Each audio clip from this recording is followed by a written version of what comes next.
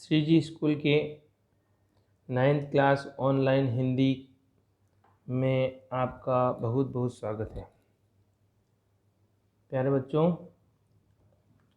जैसा कि आप जानते हो हम पाठ पहला पढ़ रहे थे प्रेमचंद दो बैलों की कथा, और उसमें हमने पढ़ लिया था कि वो दोनों बैल किस तरह से आज़ादी चाहते हैं और उनकी सहायता गया की जो पहले वाली पत्नी की लड़की थी वह भी उन्हीं की समकक्ष दुखी और अत्याचार को सहन कर रही थी, तो वो बैलों का दुख नहीं देख सकती है और वह उनको छुड़ाने का प्रयास करती है और उनको छोड़ देती है।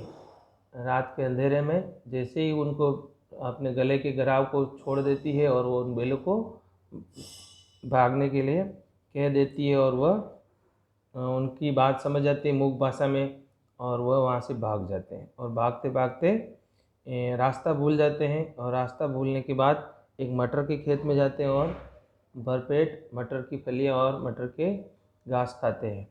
और फिर उसी समय सवेरा होता है धीरे धीरे, और उसी समय सवेरा होने पर उनके सामने एक बहुत बड़ा सांड जो बैल है सांड आता है, वो एकदम अकड़ता हुआ डोबता हुआ आना यानी अकड़ता हुआ आता है, और वो चाहते हैं कि सांड से कैसे छुटकारा मिले, क्योंकि ये बड़ा भारी भरकम है, भयंकर है, डरावना है। यहाँ से हम पढ़ रहे थे, यहाँ से हम थोड़ा इसको स्टार्ट कर लेते हैं और समझ लेते हैं। ये बड़ा सांड है और यहाँ से आ रहे थे, ये हमने तीसरा यहाँ से स्टार्ट किया। अरे यह क्या, कोई सांड डोगता चला रहा है। डोगता किसी ने पूछा था, तो डोगता मतलब अकड़ता हुआ। हाँ सांड ही है। वह सामने आ पहुँचा। सांड और बैल में बता दिया कि सांड आवारा होता है और बैल मेहनत करके खाने वाला होता है। दोनों मित्र बगले झाँकने लगे। बगले झाँकना है इधर उधर भागने की कोशिश करना, मुहावरा है ये 12, 13, 14 मुहावरा है कुछ। पूरा सांड हाथी था, मतलब भारी भरकम था, मोटा था। बिना जान से हाथ धोना था। हाँ जान से हाथ धोना, ये 15वां मुहावरा। ये जान से हाथ धोना यानी जान जोखिम में डालना, जान से हाथ धोना, जान हथेली पे लेके चलना, ऐसे कितने जान से लगे होते। जान से हाथ धोना यानी मृत्यु को प्राप्त करना। लेकिन भिड़ने पर भी जान बच सकती नज़र नहीं आती। अगर उससे भिड़ गए मोटे सांड से, तो उससे भी इनको लग रहा था कि ये बच नहीं सकती, क्योंकि वो उठा उठा के इनको फेंक देगा, इतना मोटा और ताकतवर था। इन्हीं की तरफ आ रहा था, इन्हीं दोनों हीरा और मोती की तरफ। उसकी भयंकर सूरत थी, डरावना था, भययुक्त। मोती मूक भाषा में कहा, बुरे फंसे, जान बचेगी, कोई उपाय बताओ। मोती इतना आक्रामक और भयानक होते हुए भी वो डर जाता है, और वो हीरा से कहता है कि बुरे फंसे, कैसे इससे बचे। हीरा चिंतित स्वर में कहता है, अपने घमंड में भूला हुआ है। अपने घमंड में भूला हुआ है कि अब पता ही नहीं कि दूसरा कोई क्या है, क्योंकि बैल ताकत का प्रतीक होता है और वो सांड था, और वो तो ज़्यादा भयंकर और खतरनाक भी था। तो ये अपने घमंड में भूला हुआ है कि उसको अपनी ताकत से ही दूसरे को देखने की कोई फुर्सत नहीं है।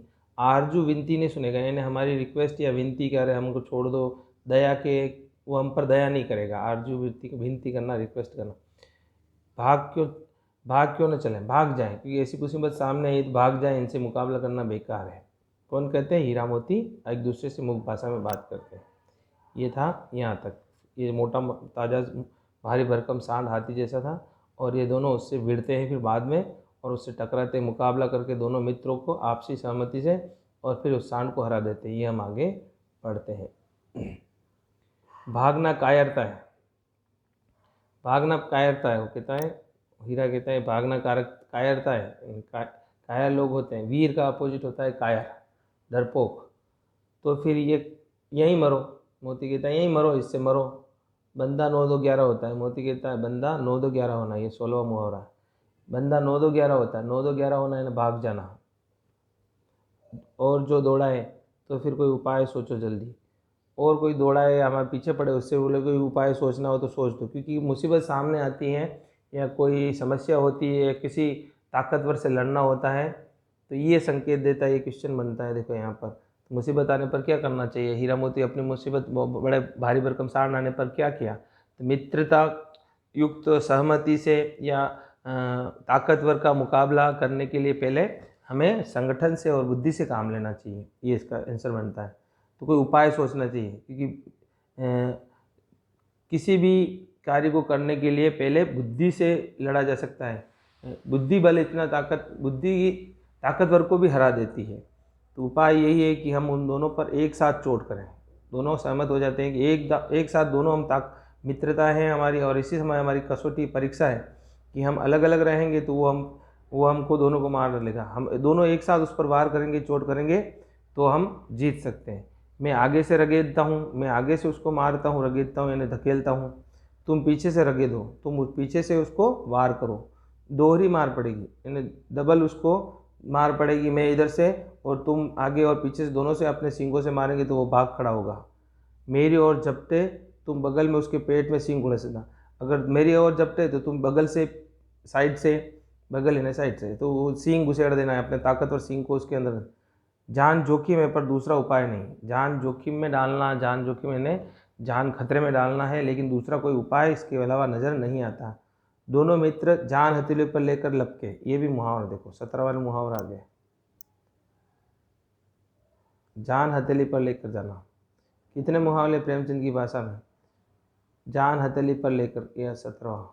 दोनों जान हथेली पर लेकर चलना, जान हथेली, हमारे वीर सिपाही जान हथेली पर लेकर युद्ध में लड़ने जाते हैं, यानी खतरों से खेलना या जान की बाजी लगा देना, या इसी तरह के मुहावरे।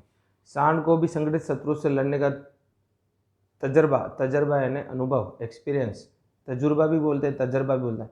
तो सांड एक एक से लड़ता था हमेशा, और ये दोनों एक साथ संगठित होकर लड़ रहे थे, तो उसको ये दो ऐसे बेलों से या संगठित शत्रुओं से लड़ने की कोई अनुभव नहीं था। वह तो एक शत्रु से मल्लयुद्ध करने का आदी था।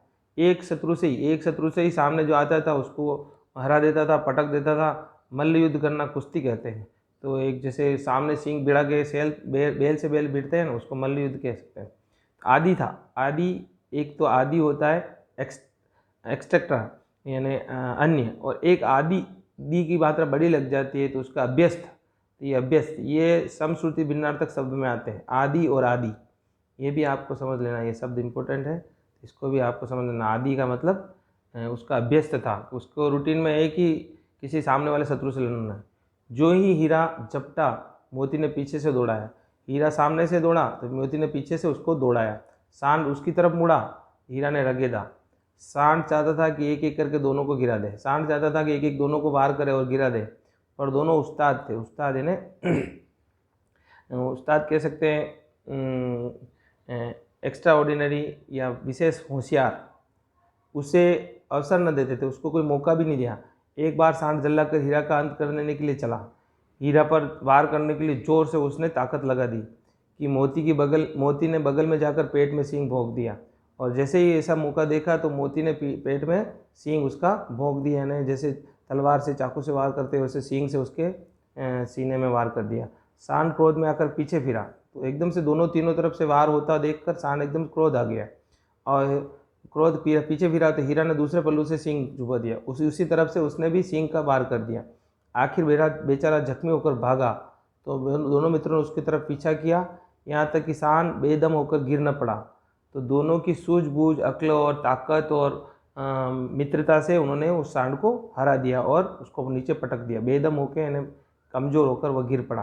तब दोनों ने उसे छोड़ दिया, दोनों ने छोड़ दिया कि अब जाने दो। इस तरह से उसका मुकाबला किया। ये भी क्वेश्चन बनता है, तो आप ध्यान रखें कि ये क्वेश्चन कि सांड के सामने आने पर उन्होंने किस तरह से मित्रता से संगठित होकर युद्ध किया, इसका वर्णन कीजिए, तो भी ये क्वेश्चन दे सकते हैं अपन। दोनों मित्र विजय नशे में चूर हो गए। दोनों मित्र विजय के नशे में झूमने लगे, क्योंकि उन्होंने ऐसे बड़े हाथी भारी भरकम जैसे सांड को हरा दिया था। मोती ने अपनी सांकेतिक भाषा में कहा, मेरा जी तो चाहता है कि बच्चा को मार ही डालूं। मेरा जी तो चाहता है कि मैं बच्चा, यानी उसको अब उसके सामने बच्चा, पहले तो भागने का सोच रहा था, लेकिन अब वो उसको बच्चा कहता है कि बच्चे को मार ही डालूं। हीरा ने तिरस्कार किया, गिरोह बेरी पर सींग न चलाना चाहिए। ये भी हमारी युद्ध नीति थी हमारे वर्षों से। जितने भी पौराणिक और जो शूरवीर सेनापति और राजा होते थे, वो युद्ध में निशस्त्र, जिसके हाथ में शस्त्र नहीं होता था, और जो गिर जाता था या युद्ध में घायल हो जाता उस पर वार नहीं करते थे। ये युद्ध नीति थी भारतीयों की, भारतीय संस्कृति की परंपरा है। उसी को फॉलो करते हुए प्रेमचंद जी बताते हैं उन बैलों के द्वारा कि गिरे हुए बेरी पर, बेरी है ना शत्रु, पर सींग चलाना नहीं चाहिए, क्योंकि ये एक अच्छी बात नहीं, क्योंकि गिर गया और निहत्था है तो हम कैसे उस पर वार करें। मोती कहता है ये सब ढोंग है, बेकार की बात है। बेरी को ऐसा मारना चाहिए कि फिर न उठाए, बेरी को एकदम परास्त कर देना चाहिए, मार ही देना चाहिए, जिससे वापस वो सिर उठा के नहीं उठाए। और ये महाराणा प्रताप ने भी गलती की थी कि बार बार शत्रु को छोड़ देते थे, और पृथ्वीराज चौहान ने भी की थी ऐसी गलतियाँ। और उन्होंने अपना स्वाभिमान भी था और उनकी मर्यादा और आदर्श भी था। ऐसे कितने उदाहरण हैं भारतीय संस्कृति में जो उन्होंने अपनी मर्यादा में ये रह के युद्ध जीते और उन्होंने युद्ध किए थे। अगर हम घर पर पहुँचेंगे तो वह सोचो कुछ पहले खा लें, अगर घर पहुँचेंगे उससे पहले कुछ खा लेना चाहिए। सामने मटर का खेत है, मोती उसमें घुस गया। मटर के खेत थे, उसमें सामने मोती थोड़ा अल्लड़ है, कहना नहीं मानने वाला है, तो उसमें घुस गया बिना पूछे ही। हीरा मना करता रहा कि इसमें मत जाओ, उसने एक न सुनी, एक न सुनना, इन्हें कुछ भी कहना नहीं मानना। अभी 4 ही ग्रास खाए थे, इन्हें 2-4 डालियाँ हैं, थोड़ा सा ही खाया था, 4 ग्रास का नाम। तो 2 आदमी लाठियाँ लिए दौड़ पड़े और पड़े दोनों मित्रों को घेर लिया, क्योंकि रखवाले होते हैं, खेत की फसल करने वाले किसान इतनी मेहनत से करते हैं, तो अपनी फसल को कैसे बर्बाद होना देखें। तो दोनों मित्रों को घेर लिया, हीरा और मोती को। हीरा तो मेड़ पर था, मेड़ पर यानी खेत के किनारे, मेड़ जो होती खेत का बॉर्डर, निकल आया। मोती सींचे में था, बीच में चला गया और खेत गीला था और उसमें पैर धंस गए उसके, इस तरह से वो बच नहीं पाता है और उसको पकड़ लिया जाता है। खेत में था, उसके खुर कीचड़ में, उसके खुर जो होते हैं, पैर जो नुकीले हिस्से होते हैं नीचे कीचड़ में धंसने लगे, वह भाग न सका, पकड़ लिया गया। हीरा ने देखा संगी संकट में है तो लौट पड़ा, लौट इन्हें वापस आ गया। अगर चाहता तो हीरा उसको छोड़ के जा सकता था, लेकिन बेलों में इतनी दोस्ती थी। ये भी एक नमूना दिया है, प्रूफ, उन्होंने एक सबूत दिया, प्रूफ दिया है कि मित्रता में एक मित्र पे संकट आ जाए तो दूसरा उसको छोड़ के भागे नहीं, बल्कि उसके साथ सहभागी बने, चाहे उसको जान भी जोखिम में डालने पड़े। फंसेंगे तो दोनों फंसेंगे। हीरा अपने आदर्शों पे जीने वाला है। रखवालों ने उसे भी पकड़ लिया, रखवालों ने उसको भी पकड़ लिया कि ये भी इसकी का साथी है। प्रातःकाल दोनों को कांजी हाउस में बंद कर दिया। प्रातःकाल यानी सवेरे दोनों को कांजी हाउस में, उन किसानों ने जिसके खेत में मटर की खेती थी और उनको खा रहे थे, उनको हीरा और मोती को पकड़ के कांजी हाउस जो होता है नगर पालिका और गाँव में जहाँ पर भी होता है, आवारा पशुओं को पकड़ के जहाँ कैद खाने में रखा जाता है उसको कांजी हाउस बोलते हैं। तो वहाँ पर उसको कैद खाने में, जानवरों के कैद खाने में, कांजी हाउस में डाल दिया गया। इस तरह से उनको बंदी बना दिया जाता है। 4th यहाँ से हम पढ़ेंगे वापस। दोनों मित्र के जीवन में पहली बार ऐसा साबी का पड़ा, ऐसी मुसीबत आई कि सारा दिन बीत गया और खाने का एक तिनका भी नहीं मिला, क्योंकि कांजी हाउस कैद खाने में तो कुछ मिलता नहीं, एक तिनका यानी घास का तिनका मिला। समझ में नहीं आता था कि ऐसा कैसा स्वामी है, ये हमको कहाँ पे रोक दिया है और कैसा हमारा स्वामी मालिक है। इससे तो गया भी अच्छा था, अब वहाँ पर आकर घबरा रहे हैं। इससे तो बढ़िया गया ही था तो कम से कम सूखा भूसा तो खिलाता था। वहाँ पर कांजी हाउस में कई भैंसें थी, कई बकरियाँ थी, क्योंकि आवारा पशुओं को वहाँ पर ले जाकर डाल देते। हमारे भी यहाँ पर भी कहीं भी नगर में जहाँ रोड पर या इधर उधर आवारा पशु घूमते हैं और उदंगड़ करते हैं या दूसरों को नुकसान करते हैं, तो उनको पकड़ के कांजी हाउस में डालते हैं।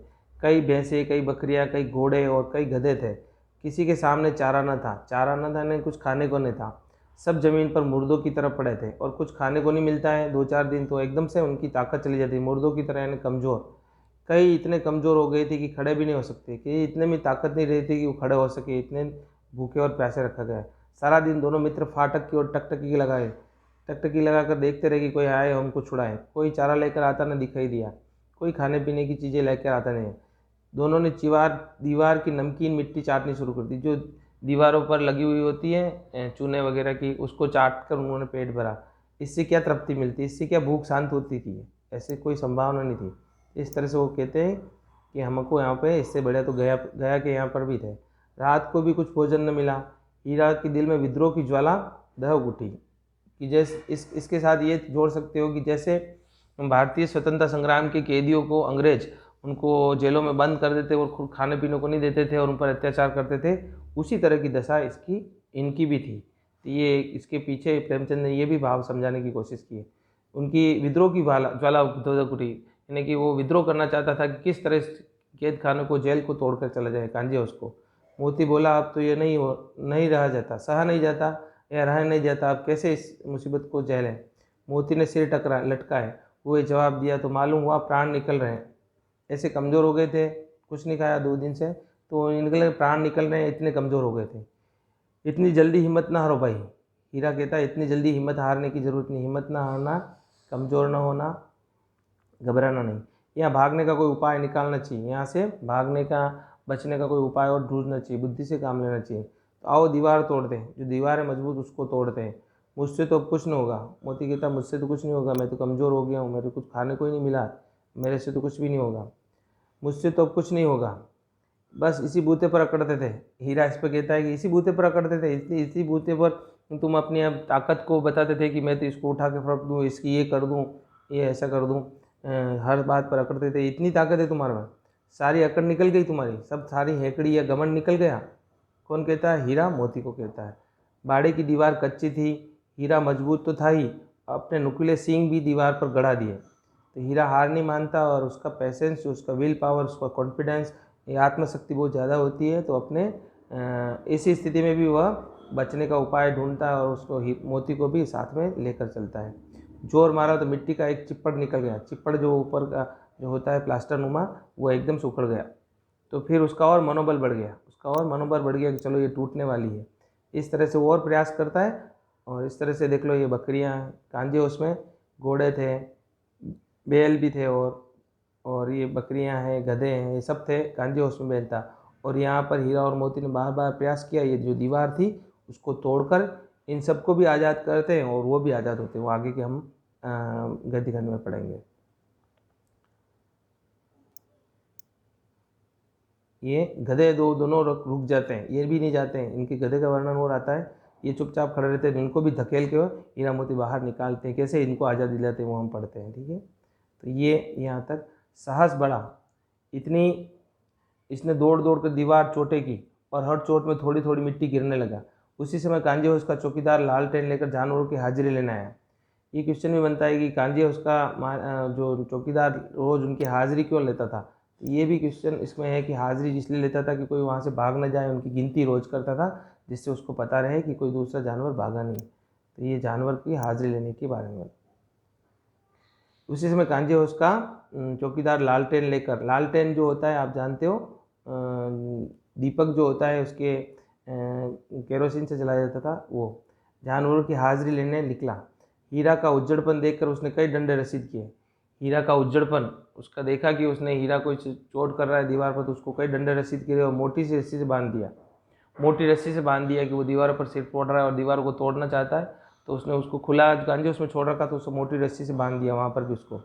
मोती ने पड़े पड़े कर आखिर मार खाई, और क्या मिला? मोती ने कहा पड़े पड़े कि वो कुछ काम करना नहीं था, वो तो हार गया था। तो मोती कहता है कि क्या क्या मिला तेरे को? और मार पड़ी, अपने बूते पर जोर मार, अपने बूते पर जोर तो मार दिया। कि वो कहता है मेरे जितनी ताकत थी उतना तो मैंने जोर लगाया, हिम्मत थोड़ी हारी मैंने। क्या ऐसा जोर मारना किस काम का कि बंधन में पड़ गए? ऐसा जोर मारना किस काम का कि तुम और बंधन में और रस्सियों से जकड़ गए? ऐसा मोती हीरा को कहता है।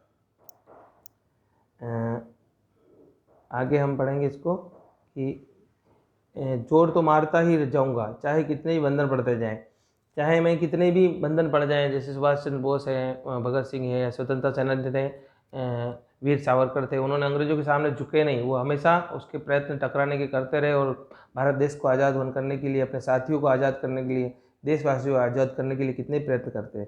इसी तरह हीरा भी इसी तरह का विचारधारा के, वो कहते कितने बंधन पड़े लेकिन मैं डरने वाला नहीं हूँ, चाहे जान से ही हाथ धोना पड़े, चाहे मर ही जाऊँ, मैं कुछ परवाह नहीं, मुझे मेरे जीवन की परवाह नहीं है, मैं स्वतंत्र होना चाहता हूँ। और तुमको भी, और इन कांजे उसमें बंधे हुए जानवरों को भी।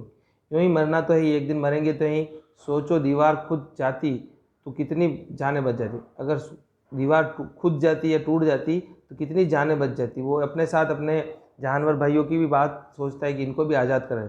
इतने भाई यहाँ बंद पड़े हैं, मैंने बताया नहीं, स्वतंत्रता आंदोलन की तरह वो भी क्रांतिकारी, और ऐसे जो दूसरों को आज़ाद करना चाहता है। किसी देह में जान नहीं है, 2-4 दिन में यही हाल रहा तो सब मारे जाएंगे। इतने सब गधे, घोड़े, बैल और बकरियां जो भी हैं, ये सब ये 1-2-4 दिन में मर जाएंगे बेचारे, इनकी जान बच जाएगी। कितने जानवरों की जान बच जाएगी। हाँ ये बात तो है। अच्छा तोला मैं फिर जोर लगाता हूँ। इस तरह से मोती भी, अब उसको उत्साह आता है कि और वो भी खड़ा हो जाता है। मोती ने दीवार में उसी जगह सिर मारा, थोड़ी सी मिट्टी गिरी और फिर हिम्मत बढ़ी। तो फिर दीवार सींग लगाकर उस जोर लगाने लगा, मानो किसी प्रतिद्वंदी से लड़ रहा हो। प्रतिद्वंदी यानी सामने शत्रु हो तो उससे लड़ रहा हो, ऐसा उसने जोर लगाया बार बार। आखिर कोई 2 घंटे की जोर आजमाइश के बाद, आखिर कोई घंटे 2 घंटे की आजमाइश ने बार बार उनसे टकराता गया, दीवारों को तोड़ने के लिए प्रयत्न करता गया। बाद में दीवार के ऊपर लगभग एक हाथ गिर गई। एक हाथ में 2-3 फीट उसे दूनी शक्ति और दूसरा धक्का मारा और आधी दीवार गिर गई। इस तरह से उसने और मोती ने ताकत लगाई और आधा और हिस्सा दीवार का टूट गया। दीवार का गिरना था कि अधमरे पड़े सभी जानवर, अधमरे आधे मरे हुए, अध कचरे, अध जला, ये अध उपसर्ग और ये पीछे वाला वर्ड है। तो उपसर्ग जैसे अधमरा शब्द में कौन सा उपसर्ग है ये भी पूछा जाता है, तो अध आप लिख सकते। अधे ने आधा, आधे मरे हुए, उनमें जान नहीं थी, कमजोर थे, ऐसे ऐसे जानवर सब चेत उठे, एकदम सावधान हो गए। और तीनों घोड़ियाँ, क्योंकि घोड़े जो एक्टिव होते हैं, तीनों घोड़े सरपट भाग निकले। एकदम से देखा खाल दीवार टूट गई, उनको रास्ता दिख गया, सरपट ने दौड़ती हुई भाग गई। बकरियाँ भी चंचल होती और भैंसें भी धीरे धीरे खिसक गई। भैंसें थोड़ी आलसी होती, वो भी धीरे धीरे निकल गई। पर गधे अभी तक ज्यों के त्यों खड़े थे, जैसे मैंने बताया फोटो में, तो गधे यूं के यूं ही खड़े थे, वो निकलना नहीं चाहते थे।